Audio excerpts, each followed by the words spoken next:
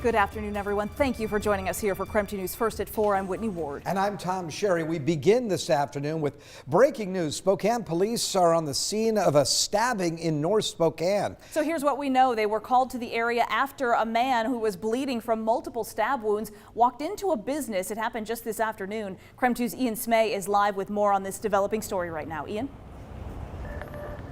Tom, Whitney, it appears that all of the police units have actually left the scene at this time, and police said workers at that nearby laundromat reported about 12:45 this afternoon that a man had walked in bleeding from multiple stab wounds. That laundromat is located at the 6700 block of North Nevada Street, near East Lyons Avenue, and police say that the man reportedly had walked to the laundromat from an apartment complex a few blocks north at North Nevada Street and East Sitka Avenue. Spokane police spokesperson Julie Humphrey said the man was taken to a local hospital with non-life-threatening injuries. Police have also said that this appears to be a domestic violence incident. We also saw police entering an apartment at the complex where the man allegedly lives. Police said earlier that no arrests had been made so far, and we haven't heard of any other victims at this time. We will continue to track this story and we'll bring more to you as police release more information. Reporting in North Spokane, Ian Smay, KREM 2 News. Well, now to a story that everyone seems to be talking about today. A former Facebook employee, now turned whistleblower, is trending after she testified against the social media giant. Yeah, her name is Frances Haugen. She testified before Congress this morning about how the social media platform is hurting America's young people. And they have done something called a proactive incident response, where they take things that they've heard, for example, like, can you be led by the algorithms to anorexia content? And they have literally recreated that experiment themselves and confirmed, yes, this happens to people. So Facebook knows that they are leading young users to anorexia content.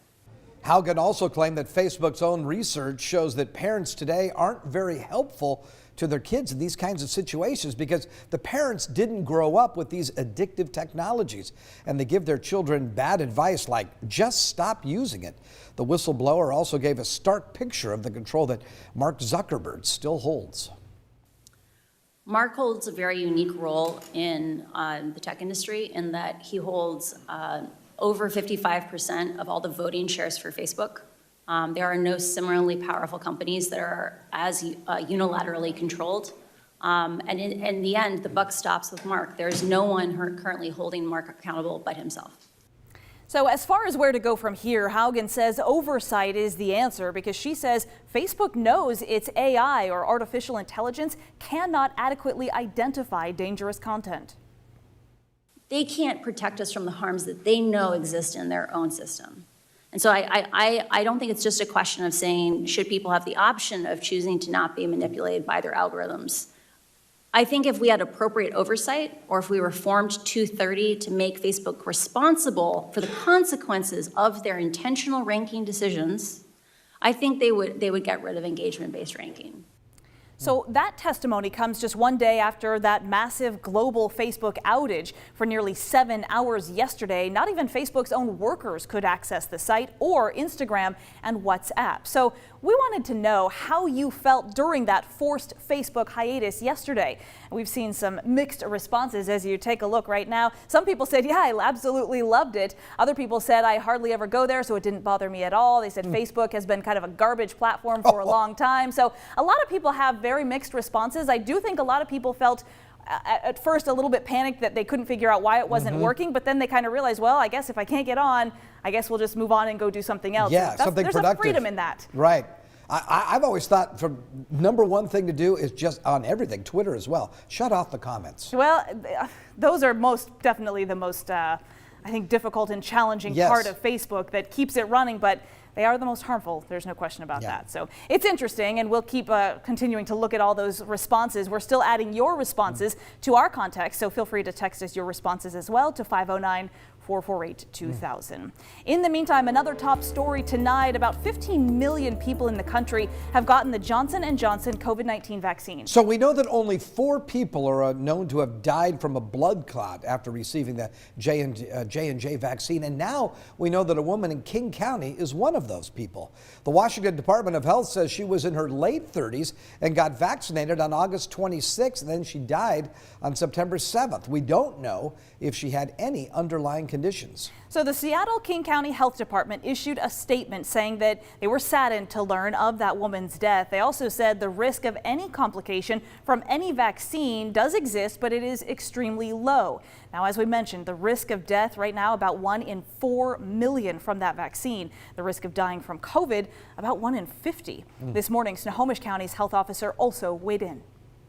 Despite this sad event and a handful of other ones like it, we have to forge on as a society. It doesn't shake our faith in the vaccines and the overwhelmingly positive impact. The CDC also paused its authorization of the J&J vaccine. If you recall, back in April, that was just to study the risks from those rare blood clots. The CDC did lift that pause, though, after determining the benefits far outweigh the risks. They do say if you receive the J&J vaccine and you develop a severe headache, abdominal pain, leg swelling, or shortness of breath, make sure to contact a doctor right away. Well, also new today, Kootenai Health again reaching a grim milestone in its battle against COVID-19. The hospital reported a new record high for COVID-19 patients. The hospital also continues to treat multiple children for the coronavirus. Kootenai Health reporting that record high number of 145 COVID patients this morning. 42 of them are requiring critical care. 20 of them are on ventilators. The hospital also has reported there are 4 pediatric patients among those 145 that are now being treated for COVID in the hospital, providing, again, critical care to 42 COVID patients total. They are also 1 short of the previous record for patients in critical care. So for some context, last Wednesday, the hospital said it was treating about 115 COVID-19 patients, 41 of which required critical care and 17 were on ventilators. Kootenai Health has been treating more than 110 COVID-19 patients consistently for weeks now. And right now the numbers are not trending, and they are now trending in the wrong direction. So Panhandle Health District also reported at least 1 death from COVID-19 every single day throughout the entire month of September, with the highest in 1 day being 8.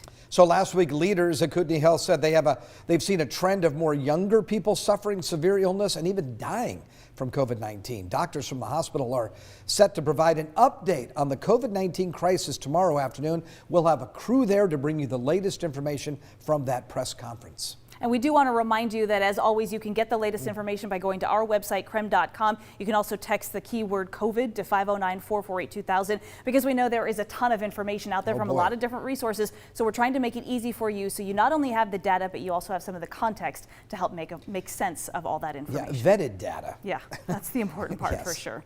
All right, Tom, let's switch gears here. Let's talk a little bit about today. You said is the transition day. We want 18,000 more days just like this. I know we're not going to get it, but I like we love the way it. you're thinking, though. Yeah, today we had a beautiful day again. Excuse me, current temperature right now is at 73 degrees. You can see the wind is out of the southwest right now at 7 miles per hour. There's the rain on the west side of the state, also into western Oregon. That is what is headed our way. We'll see that at times on your Wednesday morning, and much cooler weather expected Wednesday as well. Day planner forecast calling for, again, increasing clouds, chance of rain overnight, again some showers tomorrow morning. Daytime high expected of only 59. Could see some wind gusts at times up to 20 to 25 miles an hour for the weekend. Continued cool, sunny and 59, but a cold morning. Saturday morning down to 35. Not nearly as cold Sunday morning, but more rain on the way Sunday. And we'll see a high of 59 degrees. I'll fill in the blanks with my 7-day forecast coming up in a few minutes. Looking forward to it, Tom. Thank you very much. And now for a sneak peek at a story you will only see right here on KREM 2. It's coming up tonight on KREM 2 News at 6. We're talking about a young Washington couple who's still recovering after more than a year. They were horribly burned in the Cold Springs wildfire in Okanogan County just last year. Jake and Jamie Hyland both suffered massive burns on much of their bodies after the flames overtook them as they tried to run away. They lost their 1-year-old son and their unborn baby. It all happened last Labor Day weekend. I had a chance to sit down with them one-on-one. When the fire first came, I'm looking at it, it's like right there. And it was like, I thought we were going to make it to the river. I didn't think everything was going to end like this. When it touched me, like when that moment happened, I mean, it's like time stood still, the screaming, the world's on fire. We were well past the point of exhaustion, but we kept going and going because we're like, we need to get to a hospital. We need to get help for our baby boy. And I I started feeling like I was having these contractions because we were shivering because it was so cold. Did you know what was happening? Did you know you were having a miscarriage? Yeah. You did? Yeah. The feeling was similar to the feelings of giving birth, and so I knew that couldn't be good. So tonight, in never-before-seen footage, they're going to talk about what happened that night, their horribly traumatic loss, but also their plans to try for another baby through surrogacy. So please make sure to join us right here on Crime 2 News. That's coming up tonight at 6. And I'll tell you, Tom, I'm looking forward for people to see this story because I think once they fully can understand and grasp the just agonizing loss that they have gone through, we will all want to do whatever we can to help them. Okay, count me in. We'll be right back.